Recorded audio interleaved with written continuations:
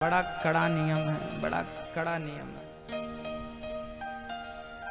हाँ, भारत में आबादी कितनी है लोगों की? कितनी आबादी है भारत की? 130 करोड़ की आबादी है। कितनी जनसंख्या है भारत की? पॉपुलेशन कितनी है?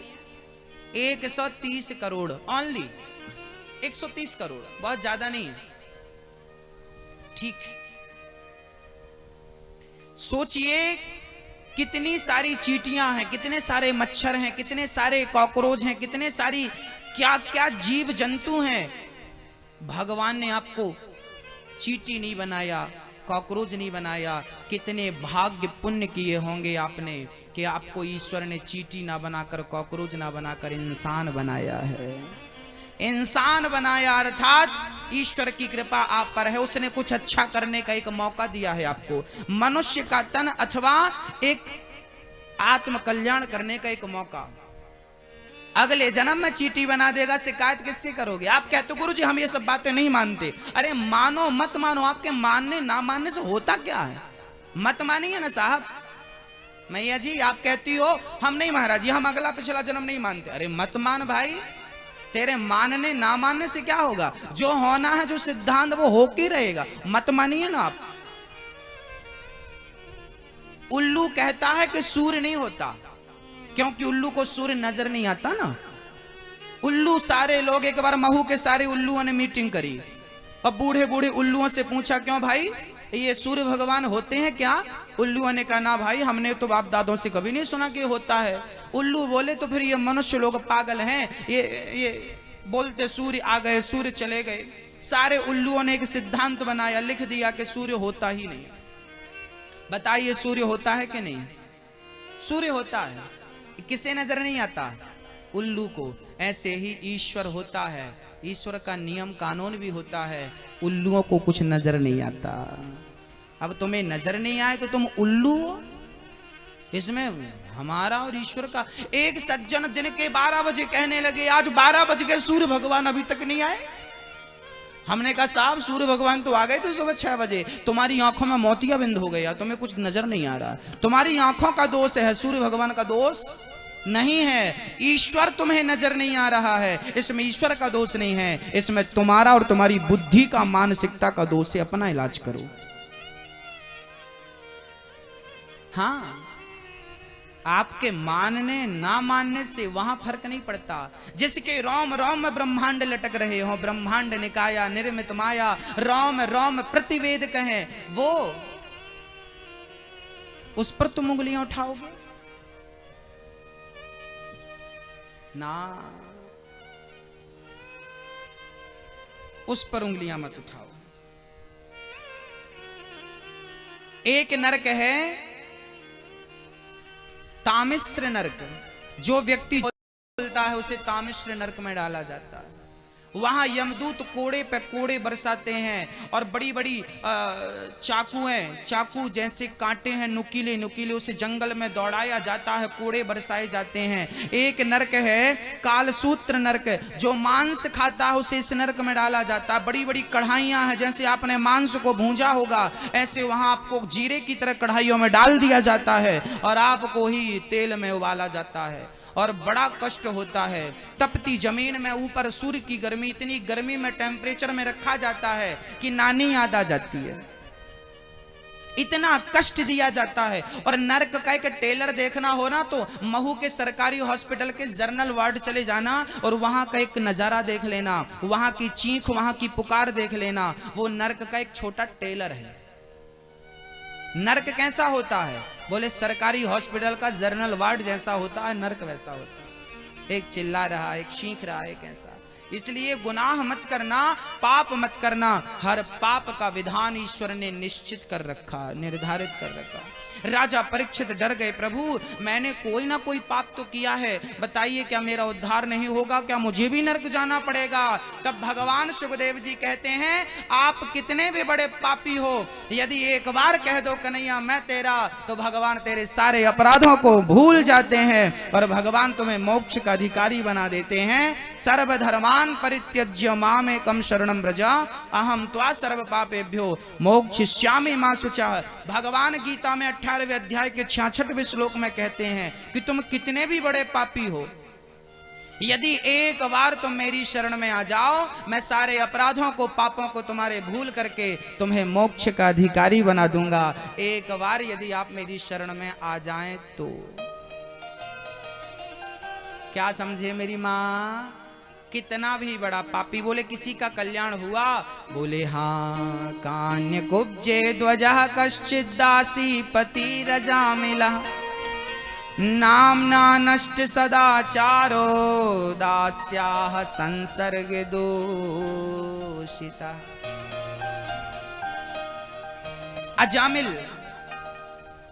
अजामिल जैसा पापी पाप करता था। एक दिन अजामिल ने अपनी बुद्धि को भ्रष्ट कर लिया, एक दासी से विवाह कर लिया, उसकी बुद्धि भ्रष्ट हो गई, सदाचार नष्ट हो गया। दास्याः संसर्ग दूषिता नामना नष्ट सदाचारो, बुद्धि दूषित कुंठित हो गई और अजामिल पाप करने लगा, चोरी करता, ना जाने क्या क्या करता। एक दिन कुछ संत आए, संतों की सेवा अजामिल की पत्नी ने किया। संतों ने कहा, अजामिल तुम अपनी पत्नी के पुत्र का, जो तुम्हारा पुत्र होने वाला है, इसका नाम तुम नारायण रख देना। बस मेरी ज्यादा बात मत मानो, इतनी सी बात मान लो और अपने पुत्र का नाम नारायण रख दो। अजामिल की पत्नी ने सहर्ष स्वीकार कर लिया। महात्मा जी चले गए। अजामिल के घर कुछ दिनों के बाद बेटा हुआ। अजामिल की पत्नी ने पुत्र का नाम नारायण रखा। अब तो नारायण बेटा नारायण, पानी लाओ बेटा नारायण। अजामिल दिन रात नारायण नारायण नारायण नारायण जपने लगा, चिंतन करने लगा, नारायण का चिंतन करने लगा। बुढ़ापा आ गया। एक दिन यमराज ने कहा, जाओ यमदूतो, ये जीवन भर इसने पाप किया है, जाओ इसे पकड़ कर लाओ। यमदूत चल पड़े और अजामिल के गले में फांसी का फंदा डालकर ले जाने लगे। अजामिल ने आवाज लगाई, बेटा नारायण नारायण। बेटे को बुलाया, बेटे ने नहीं सुना। परमपिता परमात्मा ने सुन लिया, विमान भेज दिया, जाओ मेरे भक्त ने मरते समय मुझे याद किया है, लेकर आओ। पार्षदगण आ गए, यमदूतों से कहने लगी, ये हमारा ग्राहक है, छोड़कर जाओ। पार्षदों ने कहा, महात्मा, पार्षदों ने कहा, भाई ये हमारा ग्राहक है। यमदूतों ने कहा, मरते इसने जीवन भर पाप किया है। यमदूतों ने कहा, हम इसे नरक ले जाएंगे, बड़ी यातनाएं देंगे। पार्षदों ने कहा, इसने जीवन भर भले पाप किया हो, पर मरते समय इसने नारायण का नाम लिया है, इसलिए सारे पाप माफ हो गए, ये मोक्ष का अधिकारी हो गया, आप इसे ले नहीं जा सकते। ये बताओ नरक तुम किसे ले जाते हो? यमदूतों ने कहा, जिसने कभी कथा नहीं सुनी हो, कीर्तन नहीं किया हो, सत्य नहीं बोला हो, जिसने सदा किसी का दिल दुखाया हो, कभी प्रसाद ग्रहण ना किया हो, कभी कीर्तन भजन ना किया हो, ऐसे को हम नरक ले जाते। जो लोग केवल खाते सोते और भोग भोगते हैं, ऐसों को हम नरक ले जाते हैं। पार्षदों ने कहा, तो फिर इसने तो नारायण का नाम लिया है, इसे आप कैसे ले जा सकते हैं? यमदूतों ने कहा कि इसने भगवान का नाम नहीं लिया, इसके पुत्र का नाम नारायण है, चतुराई से इसने बेटे को बुलाया है। तब पार्षदों ने कहा, इसके पुत्र का नाम नारायण तो अभी से है, मेरे भगवान का नाम नारायण तो अनादि काल से है। बुलाया भले इसने अपने पुत्र को हो, पर सुना तो मेरे भगवान ने है। भगवान बड़े करुणा निधान हैं, वो पतित को भी पावन बनाने को तैयार हैं, बस आप एक मौका तो दो। अजामिल जैसा पापी भी तर गया, मोक्ष का अधिकारी हो गया। जिसके सामने यमदूत आकर खड़े थे, वो भी मोक्ष का अधिकारी बन गया। ये भगवान के नाम का बल है, भगवान के नाम की शक्ति है। इसलिए मैं कहता हूं कि कभी भी भगवान का नाम ना छोड़ो। हाँ, भगवान से कहो कि हे प्रभु, कृपा ऐसी बनी रहे कि आपका नाम और आपकी सेवा प्राप्त होती रहे। करते हैं आप सभी लोग कीर्तन? कौन कौन हाथ एक बार और? अच्छा, आप कीर्तन करते हैं, अच्छा कीर्तन करते हैं। क्या बोलते हैं? क्या बोलते हैं?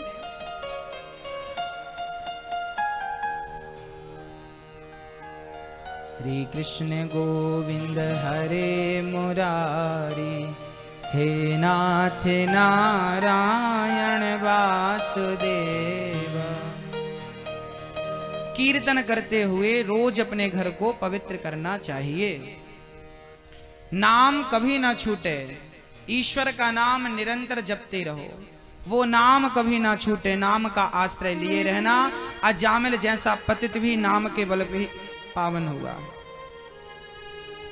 अब यहां पर एक प्रश्न खड़ा हुआ कि गुरुजी, नाम लेने से कल्याण हो जाएगा? कर्म करना पड़ेगा कि नाम लेने से? अच्छा एक बात बताओ, एक विद्यार्थी साल भर पढ़ा ही नहीं और वो विद्यार्थी जब एग्जाम देने जाए तो उसके सामने क्लास का सबसे टॉपर स्टूडेंट बैठा था, उसने उसकी नकल उतार दी पूरी। अब पीछे वाले ने आगे वाले की नकल उतार के सारे प्रश्नों का आंसर लिख दिया। अब आप बताइए कि वो पास होगा या नहीं? मां मैया बोलो, पास होगा कि नहीं होगा या नहीं? कॉपी जांचने वाले को थोड़ी पता किसने नकल उतारी है, वो तो पास होगा। साल भर पढ़ाई ना करे और नकल उतार दे तो पास हो जाएगा। ऐसे ही आप जीवन भर यदि भगवान का नाम ना जपें और मरते समय भी यदि भगवान का नाम निकल जाए तो भवसागर से पार हो जाओगे। इसका अर्थ ये नहीं कि थिंकिंग बना के बैठे मरते समय जपेंगे। याद रखना, यदि आपने जीवन भर नहीं जपा तो मरते समय आप चाहोगे तो भी नहीं निकलेगा। भगवान का नाम भी मरते समय उनके ही मुंह से निकलता है जो अभी से अभ्यास करते हैं। वही नाम ले सकते हैं, वही जप सकते हैं, नाम लेकर पार हो सकते हैं। एक नौजवान बालक हमसे बोला, गुरुजी भगवान हैं तो फिर हमें भगवान दिखते क्यों नहीं?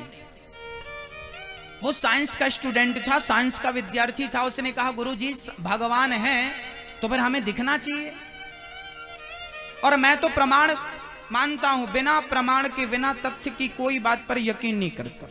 मुझे प्रमाण चाहिए। ईश्वर है तो प्रमाण दो, भगवान है तो सबूत लाओ।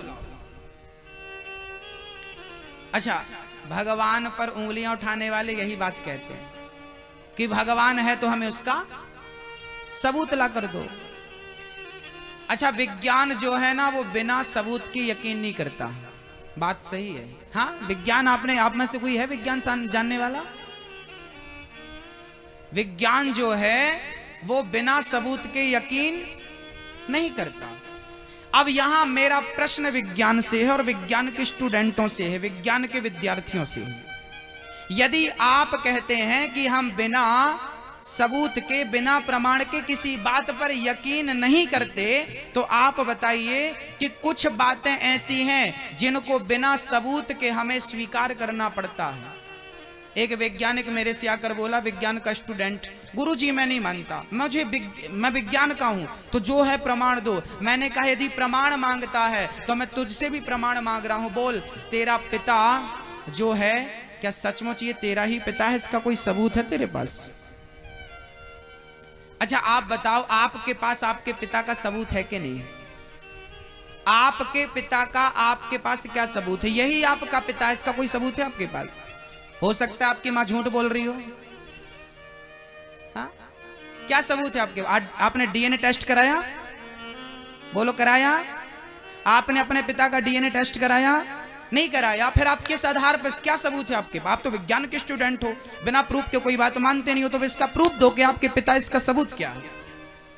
भाई कुछ चीजें बिना सबूत के स्वीकार की जाती हैं, उन पर उंगलियां नहीं उठाई जाती। अब कोई बेटा अपने बाप पे उंगलियां उठाए तो बेटा ठीक नहीं है, ऐसे जो भगवान पर उंगलियां उठाए वो इंसान ठीक नहीं है। भगवान सबूत का नहीं, श्रद्धा का सब्जेक्ट है।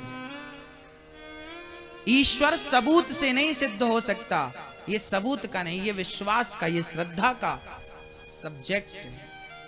अच्छा एक दूसरी बात मैं आपको बोलता हूं, जहर पीने से क्या होता है? बोलो, जहर पीने से क्या होता है?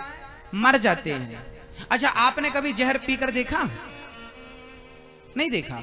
तो जब आपने पीकर नहीं देखा तो आप कैसे मान रहे हो? क्योंकि आप तो विज्ञान के स्टूडेंट हो। विज्ञान साइंस तो कहता है कि मैं मानते ही नहीं हूं, जो प्रूफ नहीं होता वो मानता नहीं है विज्ञान। तो फिर आपने क्यों मान लिया कि जहर खाने से लोग मर जाते हैं? आपने खा के देखा? नहीं देखा। नहीं गुरुजी हमने सुना है कि फलाने ने खाया था और वो मर गया। अरे भाई आप तो विज्ञान के स्टूडेंट हो, सुनी बात पे यकीन क्यों कर रहे हो? खा के देखो,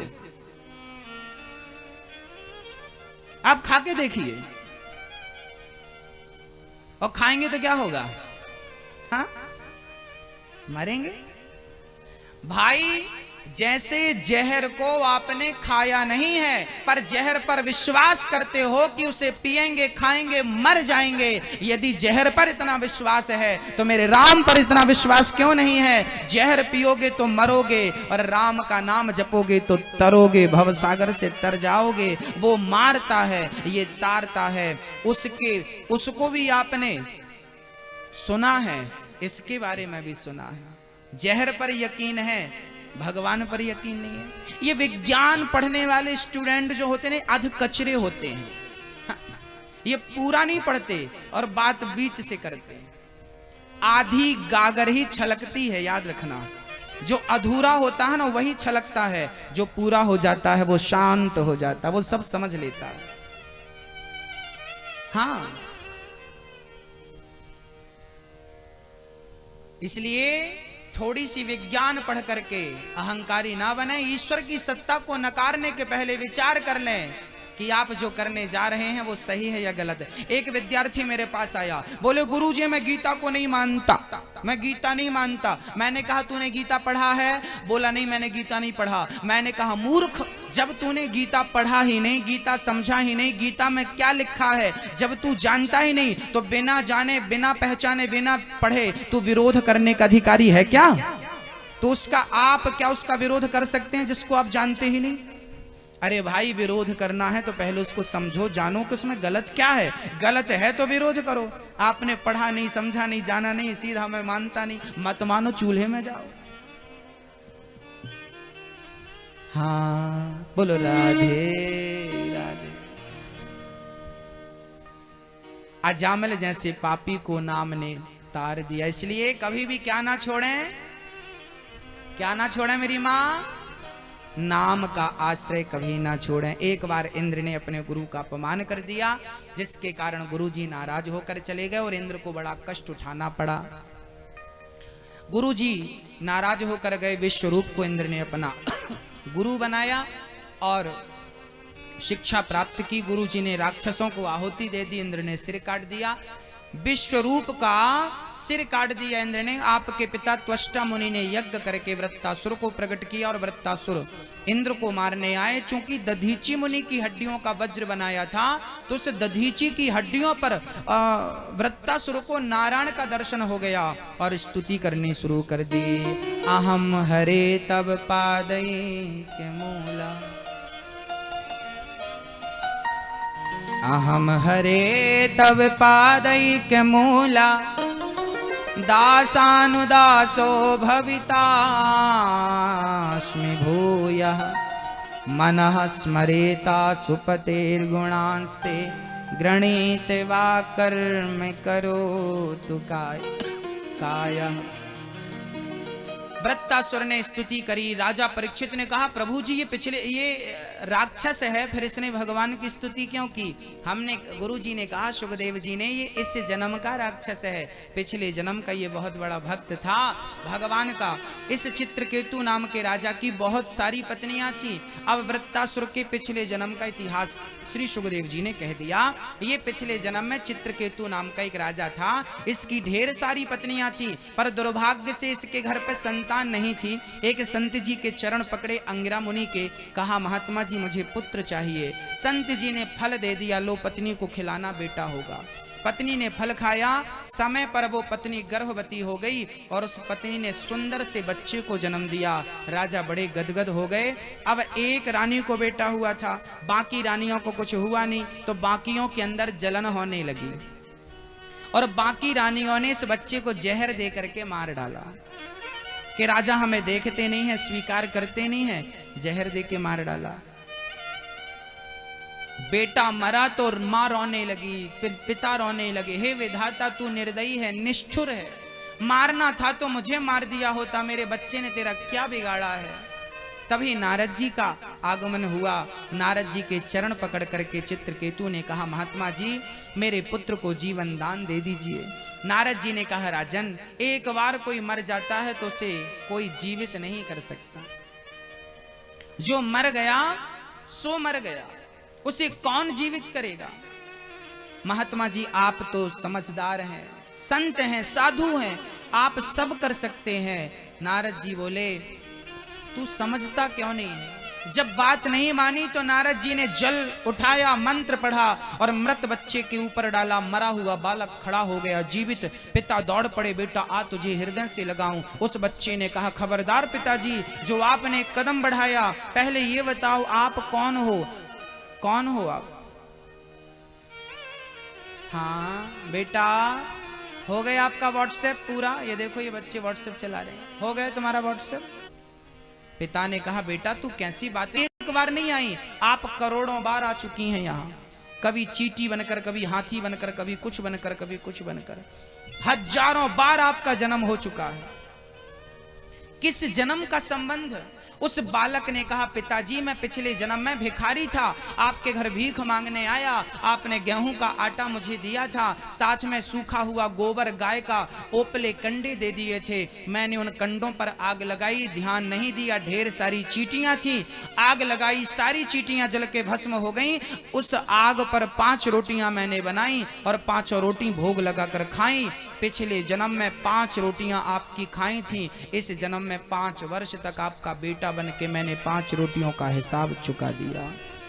आपके घर से वो चींटियां मुझे मिली थी ओपलों पर, कंडों पर, आज उन चींटियों को मैंने मारा, उन चींटियों ने इस जन्म में मुझे मार दिया, हिसाब बराबर। वो तो भोग लगाकर रोटी खाई थी, तो एक जन्म में सबका हिसाब चुक गया, नहीं तो ना जाने कितने जन्म लेकर के इनका हिसाब किताब चुकाना पड़ता। मेरी माँ याद रखना, इस जन्म में आप किसी की पत्नी बनकर आई हो, किसी की माँ बनकर आई हो, किसी की बहन बनकर आई हो, किसी का पिता बनकर पुरुष आया है, किसी का भाई बनकर आया है, किसी का पुत्र बनकर। ये आप अपने कर्मों का फल भोगने आए हैं। जिस दिन आपका हिसाब पूरा हो जाएगा, उस दिन ना तो आप किसी की पत्नी रह जाओगी, ना किसी की माँ रह जाओगी, अपने घर चली जाओगी, छुट्टी हो जाएगी आपकी। 10, 50, 100 साल के लिए आप यहां हो, अधिक से अधिक 100 बोल रहा हूं, इसके बाद जाना पड़ेगा। यहां हर व्यक्ति अपने कर्मों का फल भोगने आता है। को न काहू को सुख दुख कर दाता, निज कृत कर्म भोग सब भ्राता। यहां व्यक्ति अपना ही किया हुआ कर्म फल भोगता है, अच्छा तो अच्छा, बुरा तो बुरा। किसी पर दोष मत लगाइए कि आपके कारण मेरा बुरा हो गया, आपके कारण मेरा नुकसान हो गया। ना मेरी माँ, आपके अच्छे का और आपके बुरे के आप ही जिम्मेदार होते हैं, कोई और गैर जिम्मेदार है ही नहीं। बस उस बच्चे ने इस प्रकार का उपदेश कर दिया। आप कहती हो ना, गुरुजी हमारा बेटा खराब है, हमारा पति खराब है। ये पति और बेटा खराब नहीं है मेरी माँ, ये आपके खराब कर्मों का दंड है, ये आपके कर्मों का दंड है। किसी की पत्नी खराब है, किसी का पति खराब है, ये कर्मों का दंड है। कर्म किया था, भोगना पड़ेगा। ईश्वर के घर देर कितनी है पता होगी आपको, अंधेर बिल्कुल नहीं, भोगना पड़ता है कर्मों का फल। बुरा ना करना। एक माँ रोती रोती आई, गुरुजी मेरे पति ने मुझे बहुत मारा है। गुरुजी बोले भोजन दिया कि नहीं? हाँ हाँ दिया है। गुरुजी बोले चल जा। दूसरे दिन फिर आई, गुरुजी आज पति ने बहुत मारा है। गुरुजी ने कहा भोजन दिया है? हाँ हाँ दिया है। गुरुजी पर ये तो बताओ कि मारा क्यों है? गुरुजी ने कहा बेटी वो इसलिए मारा है क्योंकि तू पिछले जन्म में उसे मारती थी। उसे मारती थी? हाँ। गुरुजी ने कहा तू उसे मारती थी, वो पिछले जन्म में तेरा सौतेला बेटा था, तू उसकी सौतेली माँ थी, तू अपने सौतेले बेटे के साथ बड़ा गंदा व्यवहार करती थी, ना खाना देती थी ना पानी देती थी, हाथ पांव बांध कर धूप में पत्थर पर डाल दिया करती थी, निर्दयी हो गई, तेरी इंसानियत मर गई थी पिछले जन्म में। 4 दिन तेरा बच्चा भूखा रहा क्योंकि तू सौतेली माँ थी ना, वो सौतेला बेटा था, यही गुनाह था उसका, तूने अत्याचार किया था उस पर, भगवान सब नोट कर रहा था, तू सब काम अकेले में करती थी, कोई देखता नहीं था, लेकिन ईश्वर तो नोट करता था ना। आज वही बेटा तेरा पति बन के आया है और हर थप्पड़ का आज हिसाब तुझसे ले रहा है। कम से कम वो तुझे भरपेट भोजन तो दे रहा है, तूने तो उसे भोजन भी नहीं दिया था। मेरी माँ, सच्चाई है ये। हम इस संसार में जो प्राप्त करते हैं वो किसी और का दिया हुआ नहीं है, वो हमारा ही बोया हुआ हम काट रहे हैं। पेड़ बोए बबूल का, आम कहां से आएगा? जो आपने तब किया था वो अब मिल रहा है, जो अब कर रहे हो वो आगे मिलेगा। एक किसान चावल दाल चावल खा रहा था, किसी ने कहा रोटी क्यों नहीं खाता? बोले अभी मेरी धान की फसल कटी है तो चावल घर पे खूब है, चावल खा रहा हूं, अब गेहूं बो दिया है, जब गेहूं की फसल आएगी तो गेहूं रोटी खाऊंगा, कल जो बोया था वो आज खा रहा हूं, आज जो बोया हूं वो कल खाऊंगा। आज जो कल बोया था वो आज काट रहा है, आज जो बोया है, जो कल आपने किया था अच्छा या बुरा, उसका परिणाम याद रखना। यदि आप काली और गोरी हो, याद रखना शास्त्र क्या कहते हैं, आप काली और गोरी हो, स्त्री काली गोरी हो, पुरुष काला गोरा हो, तो आपने ये भी आपको कहते हैं स्वरूप भी पुण्य से प्राप्त होता है, स्वरूप भी पुण्य से प्राप्त होता है। और स्वरूप नहीं, स्वभाव तो बहुत बड़े पुण्य से प्राप्त होता है। किसी का स्वभाव बहुत बढ़िया है, समझ लेना कि वो बहुत पुण्यशाली है। कई लोगों को आपने देखा होगा चिड़चिड़ाते रहते हैं, किसी को इंसान समझते नहीं, गाली गाली गाली, चिड़चिड़ाना, मतलब ठीक बात ही नहीं करना। ये पापी लोग हैं, ये ठीक बात भी नहीं कर पा रहे हैं। और जो हमेशा शांत चित्त से रहते हैं, सदा प्रसन्न रहते हैं, इन्होंने जरूर कोई पुण्य किया है पिछले जन्म में, इसलिए इनकी होंठों पे भगवान ने सदा सदा मुस्कान दे रखी है। ये सदा मुस्कुराते हैं, ये हर हाल में प्रसन्न रहते हैं। हाँ, आपने अच्छा पुत्र पाया है तो आपने पिछले जन्म में किसी के साथ अच्छा किया होगा, तो वो आपका बेटा श्रवण बनकर आपके पांव दबा रहा है, सेवा कर रहा है, और आपका बेटा आपको लात मार रहा है, हाथ पकड़ के निकाल रहा है, गालियां दे रहा है, तो बुरा ना मानना मेरी माँ, वो भी आपके ही कर्मों का फल है। आपने किसी का पिछले जन्म में दिल दुखाया होगा, किसी को घर से हाथ पकड़ के निकाला होगा, वही आपका बेटा बनकर इस जन्म में आपके किए गुनाहों का परिणाम आपको दे रहा है। आपका एक एक पाप आपके सामने है, आपका एक एक पुण्य, ईश्वर की किताब बिल्कुल खुली है। राम के वनवास जाने में भी राम ही कारण थे, कैकेयी और मंथरा कारण नहीं थी। कर्मों का फल सबको भोगना पड़ता है, इसलिए समझें, गलत ना करें मेरी माँ। अच्छा बेटा और अच्छी बेटी पुण्यशाली को मिलती है, पाप ही आपको ऐसी संतान देता है जो आपके हिसाब। और जब बेटा आपको मारे, जब बहू आपको डांटे, जब बेटा आपको घर से निकाले, तो रोइएगा मत, ये समझिएगा कि हमने कोई पाप किया होगा, उसका हिसाब ईश्वर इसी जन्म में ले रहा है, इस जन्म में भोग लेंगे तो अगला जन्म शुद्ध हो जाएगा और फिर ईश्वर एक मौका देगा। हाँ, इसलिए तो हम इन वृद्ध माओं की सेवा कर रहे हैं।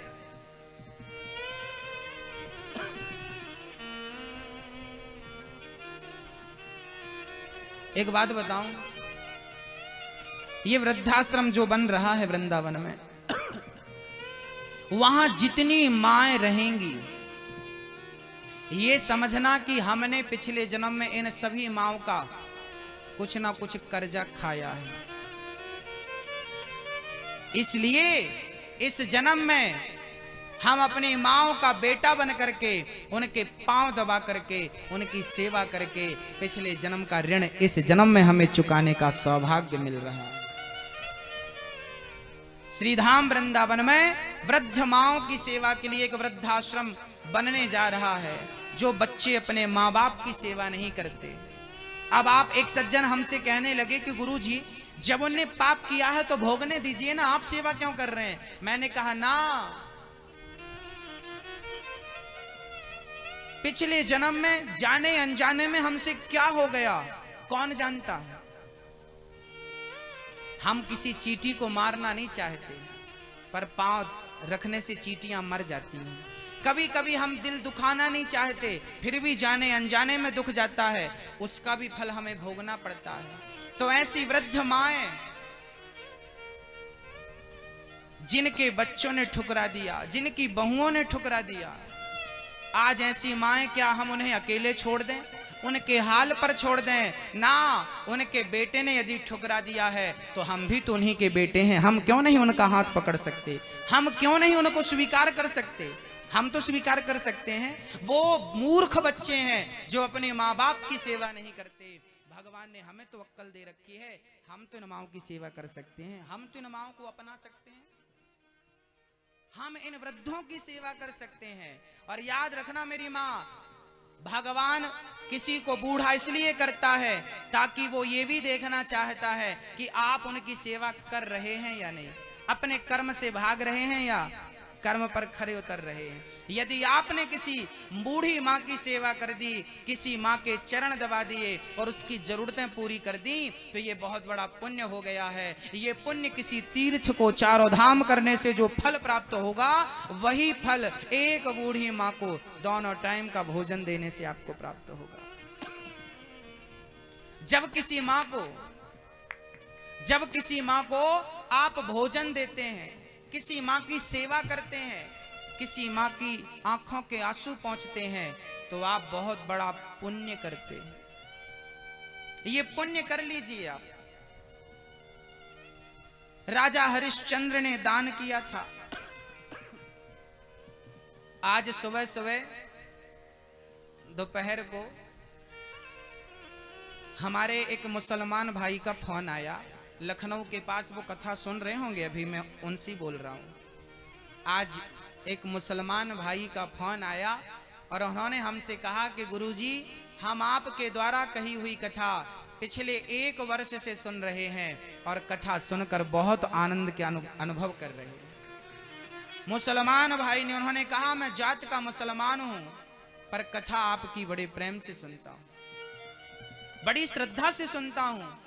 और उन्होंने कहा कि मुझे हरिश्चंद्र की कथा बड़ी सुंदर लगती है, बड़ी अच्छी लगती है। पिछले दिनों जम्मू से एक क्रिश्चियन भाई का फोन आया। उन्होंने कहा, हम आपकी कथा बड़े प्रेम से, बड़ी श्रद्धा से सुन रहे हैं। आप समझें ना समझें, पर जो समझ रहे हैं वो धारण कर रहे हैं, वो सुधर रहे हैं, वो सुधार रहे हैं अपने आप को, वो बदल रहे हैं अपने आप को, परिवर्तित हो रहे हैं। और ज्ञान सबके लिए एक जैसा है, किसी के लिए कुछ, किसी के लिए कुछ, ऐसा नहीं है। राजा हरिश्चंद्र को दुनिया जानती है केवल इसलिए कि वो दान करते थे, वो सेवा करते थे। जटायु, रावण ने जटायु के पंख काट दिए, रावण ने जटायु के पंख काट दिए, तो क्या राम ने जटायु के हाल पर जटायु को छोड़ दिया? नहीं, राम स्वयं गए और जटायु को अपनी गोद पर बिठाया और राम जी ने स्वयं अविरल भगति मांग बर गीध गयों हरिधाम। राम जी ने अपने केसों से और जटायु के पंखों की धूल उड़ाई और जटायु का अंतिम संस्कार किया। भगवान राम भी सेवा करते हैं। जटायु जैसे पक्षी की सेवा, असहाय, बेबस, लाचार। और याद रखना मेरी मां, किसी असहाय, किसी लाचार की सेवा यदि आप करेंगे तो वो कर्म यज्ञ करने से बड़ा कर्म होगा। किसी रोती मां को हंसाना और किसी को छाया देना, किसी को आश्रय देना, किसी को भोजन देना, बताइए ये क्या है? ये पुण्य नहीं, बहुत बड़ा पुण्य है, बहुत बड़ा धर्म आप करने जा रहे हैं। हरिश्चंद्र बाजार में बिक गए, पत्नी को बेच दिया। किस लिए बेच दिया? किस लिए बेच दिया? कि धर्म ना जाए। धर्म की रक्षा धर्मो रक्षति रक्षिता। धर्म की रक्षा करने के लिए हरिश्चंद्र बिक गए, बेच दिया अपने आप को। पत्नी बिक गई, तारा, रोहित बिक गया। धर्म नहीं छोड़ा हरिश्चंद्र ने। रोहित को सर्प ने डस लिया। रोहित रोने लगा, महात्मा भाई मुझे सांप ने डस लिया है, कोई मेरी मां से कह दो मैं मर रहा हूं। एक सज्जन दौड़े दौड़े गए, भाई ये रोहित किसका बेटा है? तारा निकल कर आई, मेरा बेटा है। बोले तेरे बेटे को सांप ने डस लिया। तारा दौड़ने लगी तो जिसने तारा को खरीदा था 500 स्वर्ण मुद्राओं में, तारा बिक चुकी थी बाजार में, उसे खरीदने वाले पंडित जी ने कहा तू नहीं जाएगी, अभी मेरी पंडितानी बिस्तर पर लेटी, उनका काम कर। बेटा मरा पड़ा था और पत्नी हरिश्चंद्र की, रोहित की मां यहां सेवा कर रही थी। बिक चुकी थी ना, धर्म नहीं छोड़ा। जब सारे लोग सो गए, रात्रि के सुबह का मरा बेटा, शाम को रात्रि को जब सब सो गए तब बेटे के पास गई। बेटा मर चुका था, उठाया, कफन उड़ाने के लिए टुकड़ा नहीं था, साड़ी फाड़कर कफन उड़ा दिया और सोची कि क्यों ना मैं अंतिम संस्कार कर दूं, पड़ा रहेगा तो गीध नोच नोच कर खा जाएंगे। गई और जिस शमशान में वो बच्चे को दफन करने गई, वहां पर हरिश्चंद्र का पहरा था, क्योंकि वो भी बिक चुके थे। उन्हें किसी चांडाल ने खरीदा था, शमशान पर नियुक्त किया था कि जो मुर्दा जले उसका तुम टैक्स लेना। हरिश्चंद्र जैसा एक छत्र राज्य करने वाला राजा आज किसी का चौकीदार बनकर खड़ा है। समय क्या बना दे, कब बना दे, कोई नहीं जानता। हरिश्चंद्र के पास तारा बच्चे को लेकर आई, मेरा बेटा मर गया है, मैं यहाँ दफन करना चाहता हूँ। हरिश्चंद्र बोले इसका टैक्स ला कर दो, तब तुम यहाँ इसको दफन कर सकती हो। रोने लगी, मेरे पास इसे उड़ाने का कफन नहीं है, मैं टैक्स कहाँ से दूं।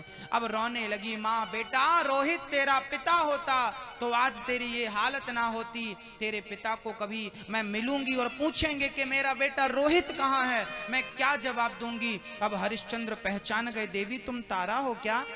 हाँ, अब तो दोनों पहचान गए एक दूसरे को कि ये मेरी पत्नी, ये मेरा पति है। बरसों बिकने के बरसों बाद आज भेंट हुई। पत्नी, अब एक पिता के सामने उसका बेटा मरा पड़ा है और उसका अंतिम संस्कार करना है। रात्रि के 3 बज रहे। हरिश्चंद्र चाहते तो संस्कार कर देते, पर कहा देवी जब तक तुम टैक्स नहीं दोगी तुम्हारे बच्चे को मैं शमशान में जलने का या गाड़ने का आदेश नहीं दे सकता। क्यों, आप पिता नहीं है क्या? तब कह दिया हरिश्चंद्र ने, तब तक मैं पिता था जब तक बिका नहीं हूं, अब बिक जाने के बाद मैं किसी का सेवक होना, तुम्हारा पति होना, इसका पिता हूं। धर्म की रक्षा मुझे अंधेरे में भी करनी है। कई लोग, धर्मात्मा लोग, धर्म तब भूल जाते हैं जब वो अकेले होते हैं और रात्रि के होते हैं, अंधकार उन्हें लगता कौन देख रहा है। पर हरिश्चंद्र को पता था कि मुझे इस हाल, इस काल में भी गोविंद ईश्वर देख रहा। समझौता नहीं किया। हरिश्चंद्र ने कहा मैं यहां दफन करने की परमिशन नहीं देता, या अपने बेटे को तुम जाकर के गंगा में फेंक दो या तो ले जाओ। देखिए बेटा मरा पड़ा है, फिर भी धर्म, मतलब बेटे से बड़ा धर्म है। आप कह रहे हैं महाराज जी क्या बात कर रहे हैं, ये घटनाएं भारत की हैं। पहले का भारत ऐसा था जहां पर प्राण चले जाते थे पर वचन नहीं जाता था, जहां लोग पैसों की नहीं धर्म की रक्षा करते थे। राजा, एक राजा को आपने सुना होगा, शिवी नाम था शिवी। एक बहेलिये ने कबूतर का शिकार किया तो कबूतर उसके जाल से छूट करके उड़ता उड़ता राजा की गोद में जाकर बैठ गया। राजा मैदान में दरबार लगा के बैठे थे, ठंडी का समय था, तो कबूतर उड़ा और राजा की गोद में जाकर बैठ गया। कबूतर को पकड़ने वाला बहेलिया आया, बोले हमारा कबूतर हमें वापस करो। राजा बोला शरण में आए हुए को बचाना धर्म है, मारने वाले से बचाने वाला बड़ा। मेरी शरण में आया है, मैं इसे आपके हवाले नहीं कर सकता क्योंकि आप इसे मार डालोगे। तो बहेलिया बोला कोई बात नहीं, मुझे तो मांस चाहिए, मुझे भूख लगी है। तो एक काम करो, जितना ये तोता वजनदार है उसके वजन का आप हमें दूसरा मांस दे दो। सोचिए, भारत का एक राजा, नाम था शिवी। राजा शिवी ने उस तोते के बदले अपनी जंघा का मांस एक तराजू बांधी, तराजू पे कबूतर को रखा और अपनी जंघा का मांस काटकर राजा शिवी ने दूसरे पलड़े पर रख दिया। पर कबूतर का भार ज्यादा, तो सोचिए एक राजा एक कबूतर की जान बचाने के लिए, आप कहते हैं ना जान, इसकी जान हमारी जान से बड़ी है। ना ना, किसी की जान किसी की जान से बड़ी नहीं। मेरी जान जितनी महत्वपूर्ण है, चींटी की जान भी उतनी ही महत्व रखती है। ये सिद्धांत हमारे देश के राजाओं के पास था। ये भारत ऐसे राजाओं का। शिवी ने अपनी जंघा काट दी उस तोते के लिए। आहा, जब बराबर ना हुआ तो शिवी ने अपने पांव काट दिए, अपना हाथ काट दिया, और आखिरी में राजा शिवी ने अपना सिर पकड़ा और सिर काटना चाहा। तब उस तोते से और उस बहेलिए से भगवान प्रकट हो गए। राजन, मैं तेरी परीक्षा लेने के लिए ये खेल रच रहा था। पकड़ लिया, भगवान ने उसके अंग वापस किए। एक राजा, अहिंसा ही परमो धर्मा का सिद्धांत हमारे भारत में, जहां चींटी को भी हम नहीं मारते थे। आजकल के लोग बकरे को मारते हैं और कहते हैं देवी मांगती है। क्यों बेवकूफ बना रहे हो दुनिया को? कौन सी देवी मांगती है तुम्हारा बकरा? क्यों तुम हिंसा कर रहे हो? ये कोई देवी देवता नहीं मांगते। आपको खाना है, आपकी इच्छा हो रही है बकरे का मांस खाने की, इसलिए देवताओं को तुम बदनाम कर रहे हो। कोई देवी देवता, कहीं मुझे लिखा बता दो, मैं जीवन भर आपके चरण दबाऊंगा। कोई देवी देवता नहीं कहती कि तुम किसी की हिंसा करो। अहिंसा ही परमो धर्मा। बलि चढ़ाना है तो बकरे की बलि, ये जो बकरे की बलि चढ़ाते हैं लोग, इनसे कहो कि तुम बकरे की क्यों चढ़ाते हो? बलि चढ़ाना ही है। रावण भी बलि चढ़ाता था, पर बकरे की नहीं। रावण अपना सिर काट करके चढ़ा देता था। यदि बलि चढ़ानी है तो अपने आप की बलि चढ़ाओ ना। महाकवि कालिदास ने अपनी जिह्वा काटकर चढ़ाई थी। उनकी पत्नी ने धक्का मार दिया था, विद्योत्तमा ने धक्का मारा था, और सामने हवन चल रहा था मां जगत जननी जगदम्बा दुर्गा का। उनकी जिह्वा कटी और जाकर कुंड में गिरी। भद्रकाली प्रकट होगी। बोल कालिदास, तुझे क्या चाहिए? कालिदास ने कहना चाहा, कालिदास महामूर्ख थे। उन्होंने कहा विद विद विद विद, मतलब विद्योत्तमा ने धक्का, उनकी पत्नी का नाम था विद्योत्तमा। उन्होंने कहा मेरी पत्नी ने धक्का मारा, विद विद। माता बोली अच्छा तुझे विद्या चाहिए, जा मैं तुझे विद्या देती हूं। और मां ने ऐसी विद्या दी कि महाकवि कालिदास, कितने बड़े महाकवि। बलि चढ़ाना है, अपनी बलि चढ़ाओ। अपना एक अंगूठा काट के 10 उंगली दे रखी भगवान ने तुम्हें, और बलि चढ़ाना है तुम्हारे परिवार में जो सबसे बुढ़ा हो जाए उसकी बलि चढ़ा दो। बकरे की चढ़ाने से अच्छा उसकी चढ़ाओ और बढ़िया मांस बना के खाओ, घर परिवार के बांटो। देवी भी खुश, तुम भी खुश। बलिदान का अर्थ है राजा बलि जैसा दान। राजा बलि ने दान किया था। क्या दान किया था? सर्वस्व दान किया था। और यहां तक कि 2 पग में सब दान कर, तीसरा पग भगवान वामन का अपने मस्तक पे रखा था। अपने आप को भी दान कर देना बलिदान होता है, ना कि बकरे को दान करना बलिदान है। बलिदान की परिभाषा समझो और किसी जीव की हत्या ना करो। राजा शिवी और हरिश्चंद्र, जब हरिश्चंद्र ने कहा कि मुझे टैक्स चाहिए, मेरा नियम कानून है, तभी गांव वाले दौड़े दौड़े आए। भाई ये महिला गांव के लोगों की घर चोरी करके भाग रही है। तलवार पकड़ा दिया। हरिश्चंद्र के मालिक ने ले और इसका सिर काट। और जो पत्नी का सिर, हरिश्चंद्र को मालिक ने आदेश दिया सिर काटना पड़ेगा। भैया मालिक की आज्ञा सर्वोपरि है। हरिश्चंद्र ने जब पत्नी का सिर काटना चाहा तब भगवान प्रकट हो गए। राजन अब बहुत हो गया। खड़े हो गए शंख चक्र पद्म लेकर। तेरी परीक्षा थी। 10वीं 11वीं 12वीं PhD की परीक्षा इतनी टफ होती है। सोचिए जिस दिन मेरा कन्हैया परीक्षा लेने पे आएगा, हल्की फुल्की होगी? तुम्हें उस परीक्षा में खरा उतरना पड़ेगा मेरी माँ। हाँ, क्या उतरना पड़ेगा? खरा उतरना पड़ेगा। किसी को दोष मत लगाइए तेरे कारण, बस काम करते रहो, गोविंद का गुणगान गाते रहो। भगवान ने धन दिया है तो धर्म से जोड़ते रहो। राजा हरिश्चंद्र ने सर्वस्व दान कर दिया था। दान करने वाला हमेशा बड़ा होता है, देने वाला बड़ा होता है। इसलिए दान करने योग्य यदि ईश्वर ने बनाया है तो दान करने का भाव जगाइए और दोनों हाथ से दान करिए। पानी बाढ़ है नाव में, घर में बाढ़ है दाम, दोनों हाथ उलीछियो यही सयानो काम। नाव में पानी बढ़ जाता है ना मेरी माँ, तो नाव का पानी उलीछना पड़ता है, नहीं तो नाव डूब जाती है। घर में ज्यादा धन आ जाए और धन से धर्म ना हो तो वही धन आपको डुबा भी देगा, याद रखना। धन से यदि धर्म होता है तो धन से अधर्म भी होता है। इसलिए 100 रुपए कमाओ तो 100 में से 10 रुपए दान के लिए रखो। 1000 रुपए कमाओ तो 1000 में 100 रुपए दान के लिए रखो, तब वो तुम्हारा 900 रुपए पवित्र होगा। पेट्रोल डीजल जैसा निकलता है वैसे ही आप डीजल गाड़ी इंजन में नहीं डालते, फिल्टर करके उसे शुद्ध करते हैं। दान करने से धन शुद्ध होता है, इसलिए दान करने से धन की शुद्धि करनी चाहिए।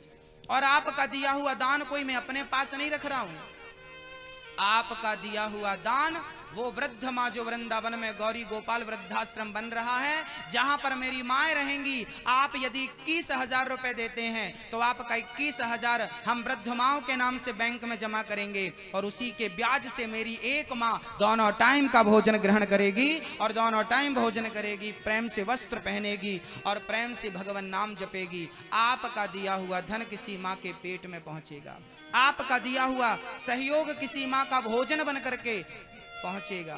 अन्नदान सबसे बड़ा दान है। इसलिए इस गुरु पूर्णिमा के पावन पर्व पर ये अन्नदान का मौका सुअवसर जो आपको मिला है मत गवाइएगा, मत गवाइएगा। दानम दुर्गति नाशनम। एक राजा ने अपने गुरुजी से कहा, गुरुजी जिस दिन मेरा जन्म हुआ उसी दिन बहुत सारे बच्चों का जन्म हुआ, पर राजा मैं बना, बाकी लोग राजा क्यों नहीं बने? औरों को भी राजा बनना चाहिए था ना, मैंने राज्य पद प्राप्त किया। तब गुरुजी ने कहा उस पर्वत पर एक राजा संत जी बैठे हैं, वही आपके प्रश्न का जवाब देंगे। राजा दौड़ा दौड़ा गया, जंगल में एक पहाड़ पर संत बैठे थे, वो संत अंगार खा रहे थे। राजा ने कहा महात्मा जी राजा मैं ही क्यों बना और आप अंगार क्यों खाते हो? मेरे घर चलिए, मैं आपको बढ़िया महल भी दूंगा और खाने को रोटी भी दूंगा, मैं राजा हूं। संत जी ने कहा मुझे अंगार खाने दे, मुझे तेरी रोटियां नहीं खानी, चल यहां से। तो बताइए मेरे प्रश्न का उत्तर दीजिए कि राजा मैं ही क्यों बना? मेरे ही समय पर, जिस दिन मेरी जन्म तारीख है उसी समय पर और भी बच्चे पैदा हुए, वो राजा क्यों नहीं बने? संत जी ने कहा दूसरे पर्वत पर आगे वाले पहाड़ पर एक संत बैठे हैं, वो तेरे प्रश्न का उत्तर देंगे। राजा दौड़ा दौड़ा गया, वहां पर गए तो एक संत जी अपना मांस नोच नोच के खा रहे थे, अपना मांस। राजा ने कहा महात्मा जी रोटी खाओ, मांस क्यों खाते हो? बोले हमें खाने दो। तो बोलो मैं राजा क्यों बना, बाकी लोग राजा क्यों नहीं बने? महात्मा जी बोले फलाने गांव में एक बच्चा पैदा होने वाला है, वो तेरे प्रश्न का उत्तर देगा। राजा दौड़ा दौड़ा गांव गया, वहां एक बच्चा पैदा होने वाला था। राजा पहुंचे तो बच्चा पैदा हो गया। राजा ने उस बच्चे से पूछा क्यों भाई? वो 2 संत मिले, उन्होंने तेरा पता बताया, बोल मैं राजा क्यों बना? तब उस बच्चे ने कहा राजन वो 2 संत और मैं और आप हम चारों पिछले जन्म में सगे भाई थे, हम पिछले जन्म में सगे भाई थे। हम जंगल गए थे तो रास्ता भटक गए थे और रास्ता भटकने से हम कई दिनों तक भूखे प्यासे जंगल में विचरण कर रहे थे। अचानक एक गांव में पहुंचे तो वहां हमें भरपेट भोजन मिला।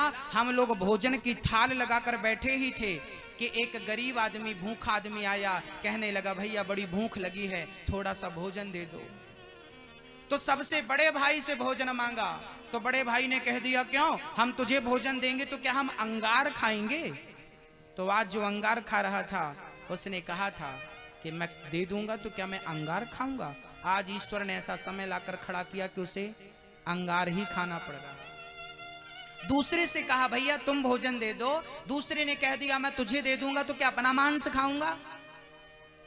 तो आज वो अपना मांस खा रहा। और मुझसे कहा कि भैया भोजन दे दो, बड़ी भूख लगी है, 2 रोटी दे दो। तो मैंने कहा कि मैं तुझे दे दूंगा तो मैं भूखा मर नहीं जाऊंगा, तो मैं पैदा हुआ हूं और अब मरने वाला हूं।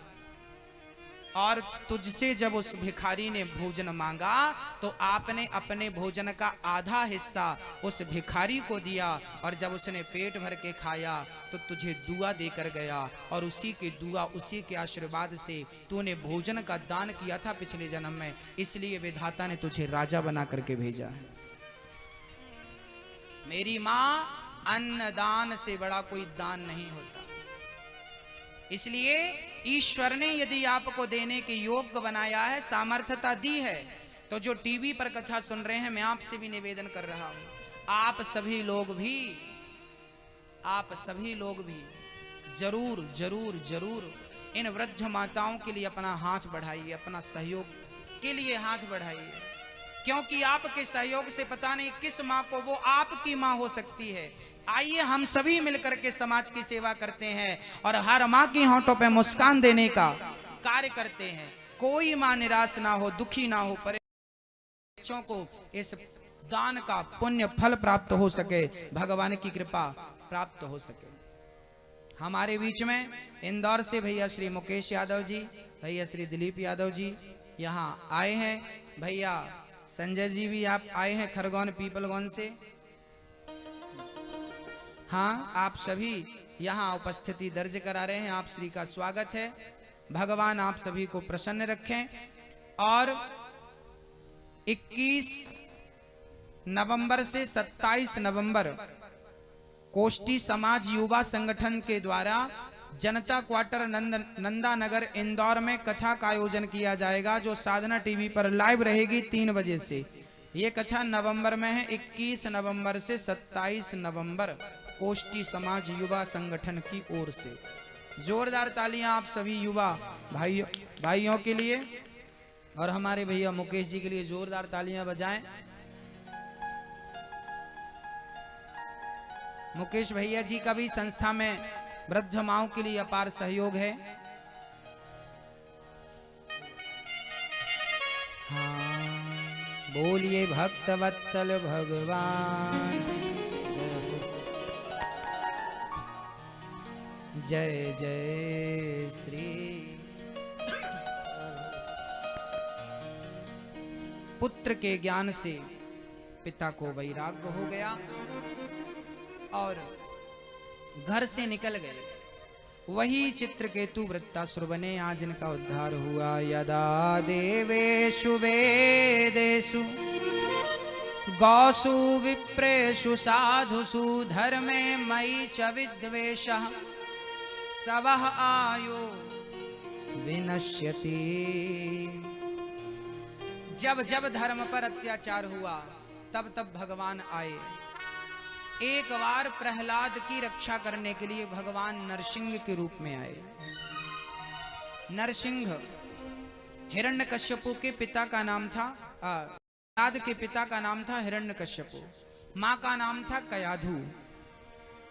कयाधु अपने बच्चे को बहुत संस्कार दे रही थी। ध्रुव जी के अंदर बचपन से ही भक्ति का एक प्रभाव था। कहते हैं जब कयाधु गर्भवती थी ना, तब कयाधु को नारद जी ने कथा सुनाई थी।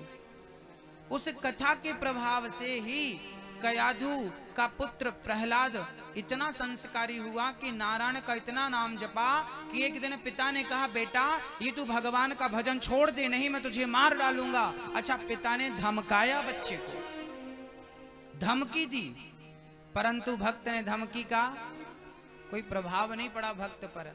भक्त ने भक्ति नहीं छोड़ी। प्रहलाद जी को हाथी के पांव के नीचे दबाना चाहा, पहाड़ से फेंकना चाहा। होलिका नाम की बहन हिरण्यकश्यपु की गोद में लेकर बैठ गई, पर प्रहलाद को खरोंच नहीं आई। जाको राखे साइया मार सके ना कोई, बाल ना बांका कर सके जग में जो बैरी हो। कौन मारे उसे जिसे भगवान बचाए, और कौन बचाए उसे जिसे भगवान मारे। प्रहलाद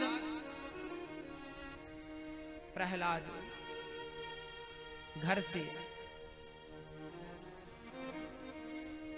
निकलकर पिता के कहने से गुरुकुल में चले गए, वहां पढ़ने लगे।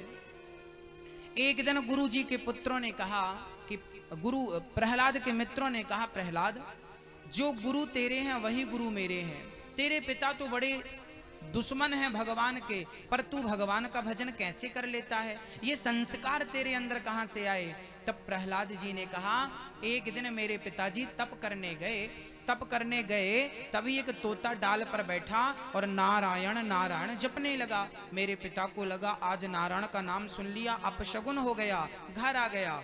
मेरी माँ ने पूछा, घर आ गए, इतने जल्दी भगवान मिल गए क्या? तो हिरण्यकश्यपु ने, मेरे पिता ने कह दिया कि नाना एक तोता आया और नारायण नारायण जपने लगा, तो मुझे लगा कि आज अपशगुन हो गया, इसलिए वापस आ गया। कयाधु अर्थात मेरी माँ को लगा कि ये बढ़िया मौका है, तो मेरे पिता से आज मेरी माँ ने बहुत बार नाम जपाया। पानी का गिलास लेकर गई, बोली स्वामी जी तोते ने क्या कहा था? फिर बोला नारायण। फिर पानी के साथ दूध लेकर गई, स्वामी जी क्या कहा तोते ने? बोली नारायण। बोला नारायण। भोजन परोसा, क्या कहा तोते ने?